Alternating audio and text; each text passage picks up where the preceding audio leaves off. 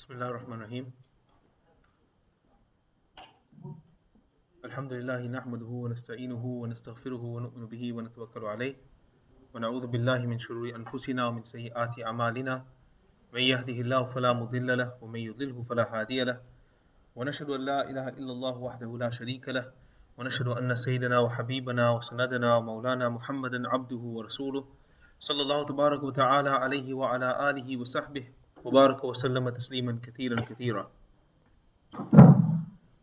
Respected brothers, elders, and sisters listening at home, Assalamu alaikum wa rahmatullahi wa barakatuh.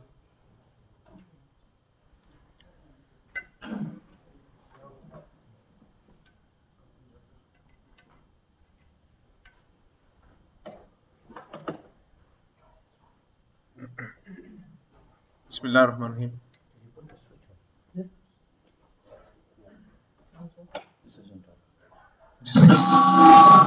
Just wait. Bismillah. Alhamdulillah, ready to go. Alhamdulillah Rabbil Alameen. Wassalatu wassalamu ala ashrafil anbiya wal mursaleen. Sayyidina Muhammad wa ala alihi wa sahbihi ajma'in. Respected brothers, elders, and sisters listening from home, Assalamu alaikum wa rahmatullahi wa barakatuh. Our Rabb, our Lord Allah subhanahu wa ta'ala, He loves us very dearly.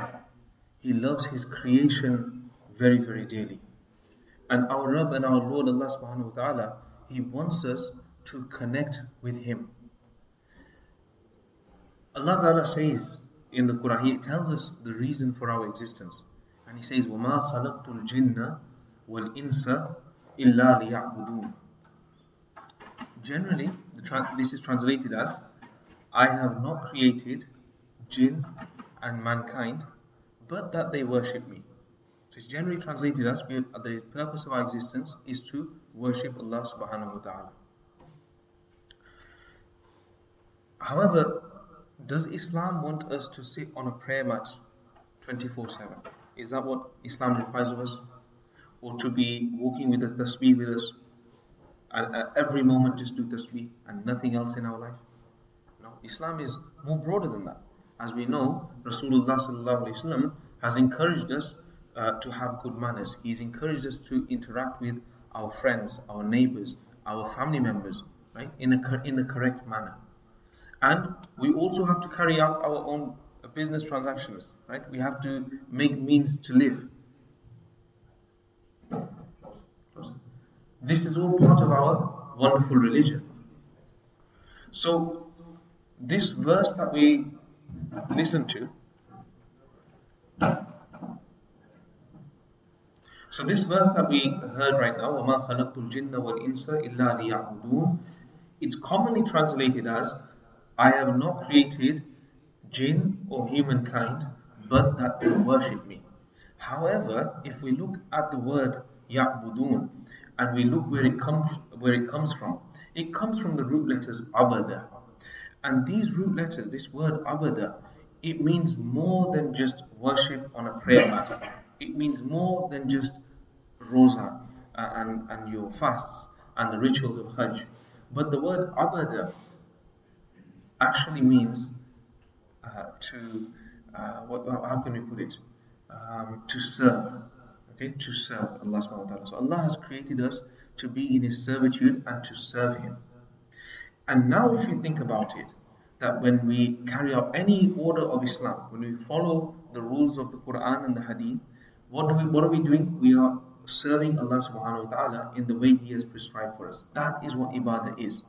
So, coming to the masjid and praying is an ibadah. Fasting is an ibadah. Doing hajj is an ibadah.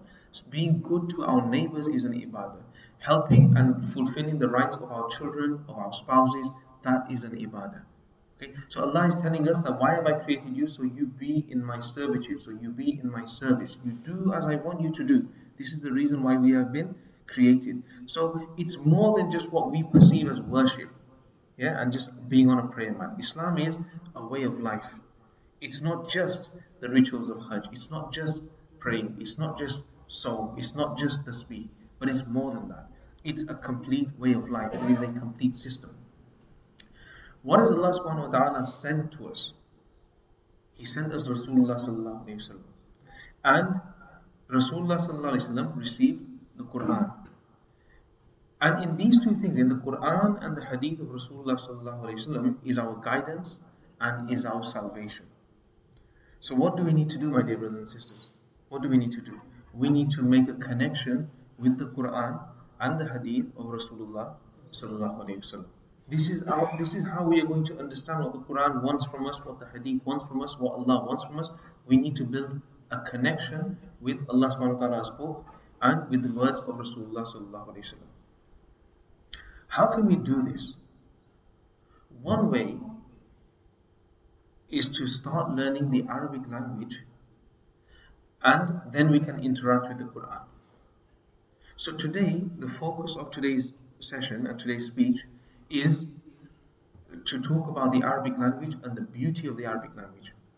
So remember, the Quran, what is it for? It's for all of us. It's for our guidance. It's for our salvation. It's to connect us with Allah and His Rasul sallallahu alaihi wasallam. This is what the Quran is doing. This is what the Hadith is doing. But we have a language barrier at the moment. Okay, so we want to know a little bit more about this Arabic. So let's firstly look at why the Quran was revealed in Arabic. And a great Mufassir, Ibn Kathir rahmatullahi alayhi, he mentions under the verse, Inna anzalnahu Qur'anan Arabiyan la'allakum ta'qilun. Indeed, we have revealed it an Arabic Quran so that you may understand. Allah has revealed the Quran in Arabic so that we may understand. What does this mean? Ibn Kathir rahmatullahi alayhi, he elaborates on this verse. Remember, the Quran is in the Arabic language. And Ibn Kathir rahmatullahi alayhi says in his tafsir, he says, وَذَلِكَ لِأَنَّ اللُّغَةَ الْعَرَبِيَّةَ أَفْصَحُ اللُّغَاتِ. He says that the Arabic language is the most eloquent of languages. Why is the Quran in Arabic? The Arabic language is the most eloquent of languages. In the time of Rasulullah sallallahu alaihi wasallam, the fashion and the thing of the time was poetry. And the Arabs were masters. Both, the Sahaba and also the non-Muslim Arabs. Okay, these were the Mushrikeen of Makkah. They were masters at Arabic. And for them, they used to have competitions in poetry. And their poetry was of such value to them. They also had high esteem for the Kaaba. Even the Mushrikeen of Makkah had high esteem for the Kaaba. Right? What they used to do is they held their poetry in such high esteem that they used to go and hang their poetry on the door of the Kaaba. This is how important poetry was to them. And they used to compete in poetry. And there's much wrong things in their poetry as well. The praises of idols and things like that. But the Kaaba was an esteemed place to them, and they used to love their poetry. They used to go and stick up their poetry on the doors of the Kaaba. So they were masters in the Arabic language. So when Rasulullah sallallahu alaihi wasallam came, he came with this miracle of the Quran, which is not the speech of any person. This is the speech of Allah subhanahu wa ta'ala. If you look at it carefully, if you analyze it, you'll see a rhythmic structure. Yeah, it looks like there's some rhyme there. However, it's beyond that. The Quran contains so many things. So if you look at the verses, they seem to be in a poetic form. They have a rhythm going. But the Quran is not a book of poetry. The Quran contains history, but it's not a book of history. The Quran contains science, but it's not a book of science. The Quran contains mathematics. It's not a book of mathematics. Yeah? The Quran contains so much. Why does it contain so much? Because this is the guide. This is going to be our guide until the day of Qiyamah. But it's none of those things. It's a divine revelation of Allah subhanahu wa ta'ala instructing us how to be in the servitude of Allah subhanahu wa ta'ala. When Allah says, I have created you for my servitude only. How do we serve Him? We have to connect with the Quran and Hadith of Rasulullah sallallahu alaihi wasallam, and we have to act on the Quran and Hadith of Rasulullah sallallahu alaihi wasallam. But we need to engage. If we engage with the Quran, we'll know what the Quran wants us to do. So going back to this point that the Arabs, they were very eloquent in their speech. And when they heard the verses of the Quran, they didn't know what to think. It really put them on the side. This is something different. We can't compete with this. And Allah Ta'ala even gave them, a challenge that, bring one ayah like this, bring one surah like this, bring one ayah like this, and they couldn't do this because it was so eloquent, it was so beautiful. It is afsahul lughat. It is the most eloquent of speeches. It was the most capturing as well. And the ones before Umar al accepted Iman, and I didn't I didn't look this up before I came, so just bear with me a second, right? It's just come to attention right now, come to my mind right now. So I thought I'll add this in. That Umar radiallahu anhu, once he was passing by and he heard Rasulullah sallallahu alaihi wasallam reciting the verses of the Quran. Um, and when he heard the person reciting, he thought to himself that this is a poet. He just thought to himself, this is a poet. And what was the next verse he heard from Rasulullah sallallahu alaihi wasallam? وَمَا هُوَ بِقَوْلِ شَاعِرٍ. These are not the words of a poet. قَلِيلًا مَا تُؤْمِنُونَ. It is very little that you believe. And then he thought to himself, well, if he knows what I'm thinking, then he must be a soothsayer. He must be some sort of a magician. And immediately, what's the next ayah? وَلَا بِقَوْلِ كَاهِنٍ قَلِيلًا مَا تَذَكَّرُونَ. These are not the words of a soothsayer. Very little nasiha do you take, very little advice do you take. So he went away from there, but it had an impact on him. Okay? So the verses of the Quran were so amazing that nobody can even compete with them. Nobody is going to be able to compete with the verses of the Quran. So it's afsahul lughat. Ibn Kathir carries on. So he says, وَذَلِكَ لِأَنَّ اللُّغَةَ الْعَرَبِيَّةَ أَفْصَحُ اللُّغَاتِ وَأَبْيَنُهَا. The Arabic language is also the most clear and distinct of languages. When Allah mentions something in the Quran, the style and the wording of the Quran is so pinpoint and accurate that it puts the whole picture in front of you in very limited amounts of words. Now there are a multitude of examples that we can see. In fact, every ayah of the Quran will have something like this in there. We just need to study it in depth to understand how amazing this ayah is and how clear this ayah is. The Arabic language from all the languages is the most clear and distinct. So if we take a look at this ayah that we just analyzed before, وَمَا خَلَقْتُ الْجِنَّ وَالْإِنسَ إِلَّا لِيَعْبُدُونَ. I have created man from jinn and humankind. Why? For no other purpose but that the common translation, but that they worship me. But what did we look at right now? It encompasses more than just the worship which we can understand. Worship actually is included within servitude. So now look at that, the way Allah has mentioned this ayah. I have created you for my servitude. Everything comes in that. You follow Islam, the complete way of life. So the Arabic language is very pinpoint and clear and precise. So it's afsahul lughat, the most eloquent, wa abyanuha, the most clear and distinct. The message which is trying to get across is going to be there in full picture with limited words. Wa awsa'uha, and it is the most vast of languages. The Arabic language is so vast that the way that you can derive meanings is endless. And if you look at the Quran, when is it going to come? When is it come until the day of Qiyamah?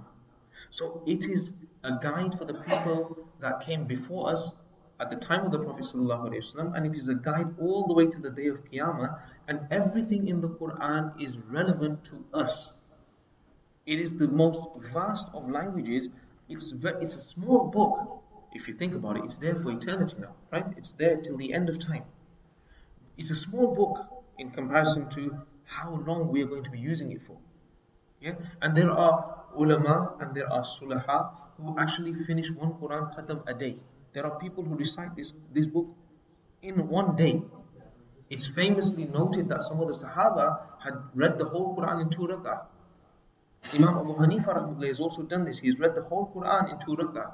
Imam Abu Hanifa rahmatullah used to read 60 khatam in the month of Ramadan. So he used to recite the Quran a full Quran. How many times in the month of Ramadan, in one day in Ramadan? Twice. Imagine that. But if you really think about it, he must have been doing everything while he's walking from here to there, while he's carrying out his normal activities. He must be reading Quran as well. Yeah, he must have been reading Quran. His Quran must have been so good, so solid, so pakka, and he must have been doing it all the time. The only thing on his lips would have been Quran, or the majority that you would hear from them would be Quran, because they're doing 2 khatams a day. So now can you see how it's a relatively small book, but it's there for eternity, and it's the messages of the Quran are relevant for all of time. So we might find something today which is relevant to us today, and we will look at the ayah and it will reflect on our situation today, and it could also reflect on something which was in previous eras, hundreds of years ago. That's the beauty of the Quran, and that's the beauty of the Arabic language, which is why Allah subhanahu wa ta'ala has kept His word and His Quran in the Arabic language. So it's afsahul lughat, the most eloquent of speech.